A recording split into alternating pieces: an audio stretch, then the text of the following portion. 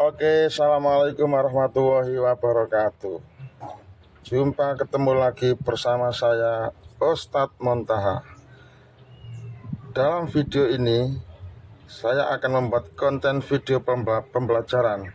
Konten video yang berisi tentang belajar ilmu nahwu, di mana ilmu nahwu yang kami maksudkan dalam video ini adalah materi untuk kelas 5 buat murid-murid saya. Dalam video ini fokusnya kami akan membahas tentang Asmaul Khamsah. Bahas apa? Asmaul Khamsah. Jadi konten ini berisi penjelasan tentang Asmaul Khamsah. Asmaul Khamsah ini sebuah tema yang kita temukan dalam pelajaran nahwu, tentu terkait dengan pelajaran bahasa Arab. Kalau kita belajar bahasa Indonesia nggak akan pernah ketemu tema Asmaul Khamsah. Kita belajar bahasa Inggris sama, tidak akan ketemu dengan tema Asmaul Khamsah. Tapi kalau kita belajar bahasa Arab, insya Allah kita pasti akan ketemu dengan satu tema yang bernama Asmaul Khamsah. Tentu tema ini terikat dengan pelajaran bahasa Arab, karena nahwu pada dasarnya adalah bagian daripada bahasa Arab. Maka siapa yang belajar bahasa Arab tidak bisa dipungkiri pasti akan ketemu dengan materi atau tema yang bernama Asmaul Khamsah. Nah, oleh karena itu kita sebagai pembelajar khususnya kelas 5, maka pertama harus kenal dulu dengan namanya Asmaul Khamsah. Setelah kenal, maka diharapkan anak itu paham benar tentang apa sih itu Asmaul Khamsah. Bahwa Asmaul Khamsah ini adalah sebuah nama yang sudah kita kenal, sudah bisa kita ucapkan, Asmaul Khamsah. Nah, setelah itu kita harus bisa memahaminya. Apa sebenarnya Asmaul Khamsah itu dan kenapa dibuat tema khusus. Bahwa yang dikatakan dengan Asmaul Khamsah adalah isim yang berjumlah 5. Jadi asma ini merupakan jamak dari ismun, jamaknya asma ya. Khamsah itu 5. Jadi Asmaul Khamsah itu isim yang berjumlah 5 atau isim yang masuk dalam 5 kelompok. Isim yang khusus berjumlah 5. Ya, lebih mudahnya kita mengucapkan Asmaul Khamsah adalah isim yang berjumlah 5. Berarti kita dituntut punya kemampuan untuk bisa menyebutkan isim-isim yang berjumlah 5 tersebut. Tentu kita harus urut dari 1, 2, 3, 4 sampai dengan 5. Baik, yang pertama adalah abun. Abun. Abun ini bahasa Arab. Abun artinya ayah. Ini isim yang pertama.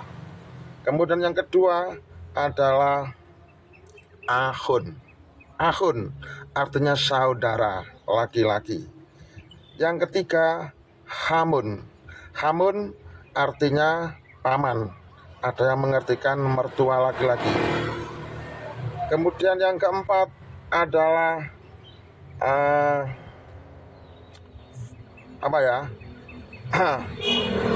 fu ya. Fu artinya mulut. Dan yang kelima adalah zu artinya mempunyai. Jadi saya ulangi lagi, Asmaul Khamsah itu isim yang berjumlah 5. 1 abun artinya ayah. 2 ahun artinya saudara laki-laki. 3 hamun artinya paman atau mertua laki-laki. 4 fu artinya mulut. Yang kelima zu artinya mempunyai. Kenapa Asmaul Khamsah ini dibahas dalam tema khusus atau tema yang tersendiri? Jawabannya adalah karena Asmaul Khamsah ini tidak sama dengan isim-isim lainnya atau isim-isim pada umumnya tidak sama. Tidak sama apanya? Tidak sama dalam perubahan i'rabnya. Makanya dispesialkan menjadi sebuah nama Asmaul Khamsah untuk memudahkan ingatan, karena isim 5 ini memang perubahan i'rabnya berbeda dengan isim-isim lainnya. Seperti apa perubahan i'rab Asmaul Khamsah ini? Jika marfu, Asmaul Khamsah itu tanda rofaknya menggunakan wawu, tidak menggunakan dhamma. Jadi marfu'nya Asmaul Khamsah itu bukan dengan dhamma, tetapi dengan wawu. Kemudian jika mansub, maka tanda nasabnya Asmaul Khamsah itu bukan dengan fathah, melainkan dengan alif. Dan apabila majrur, majrurnya Asmaul Khamsah itu bukan dengan kasrah, melainkan dengan ya.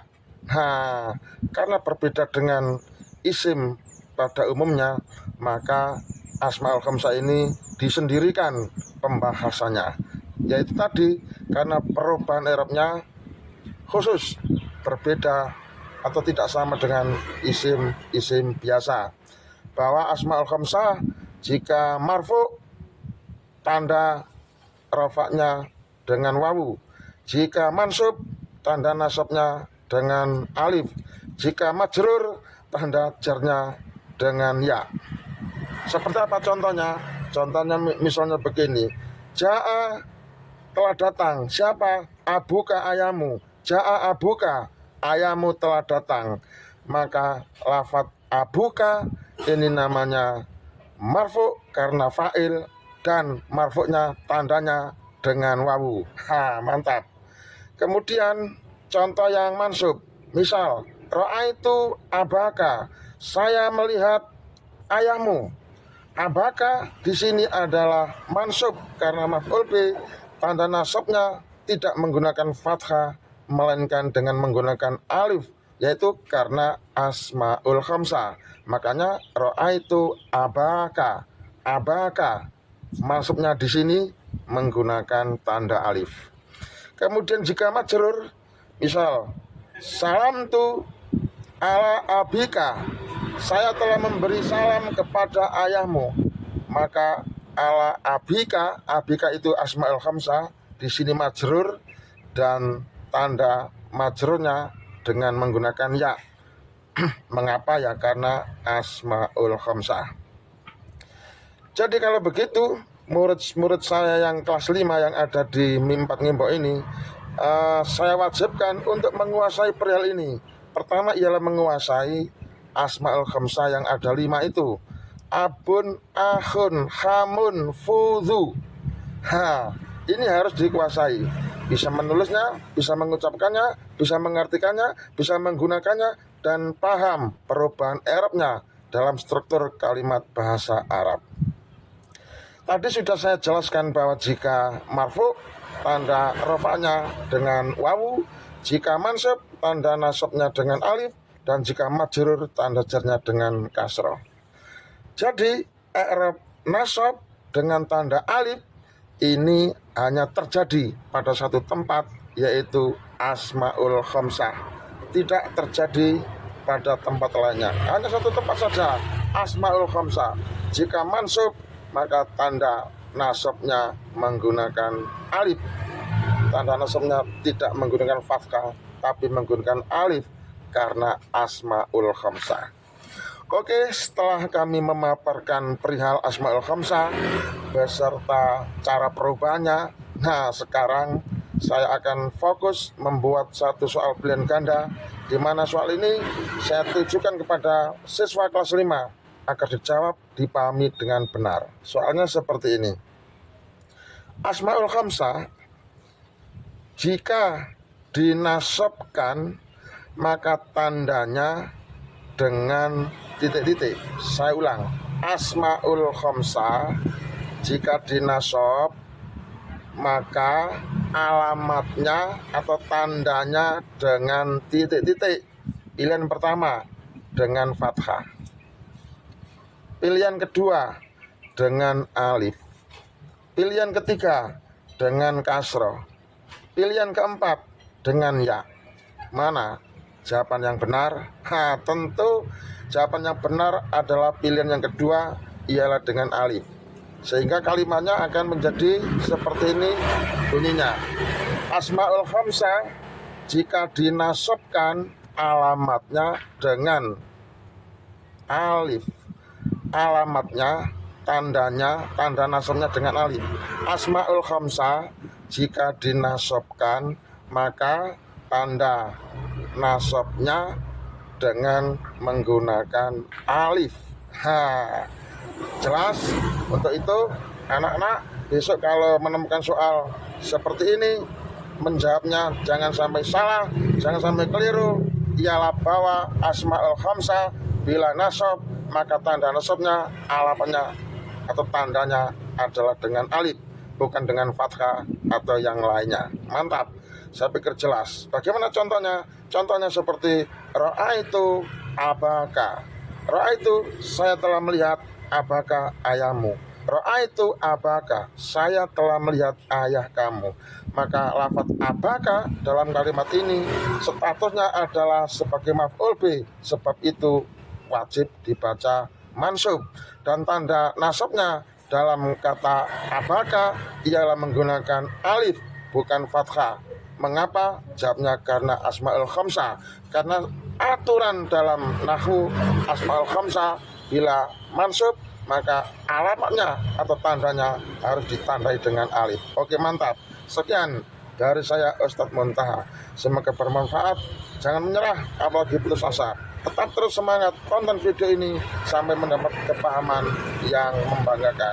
Oke, sampai ketemu pada video berikutnya. Wassalam, salam dari saya, salam apa adanya dan bukan ada apanya. Oke, dadah.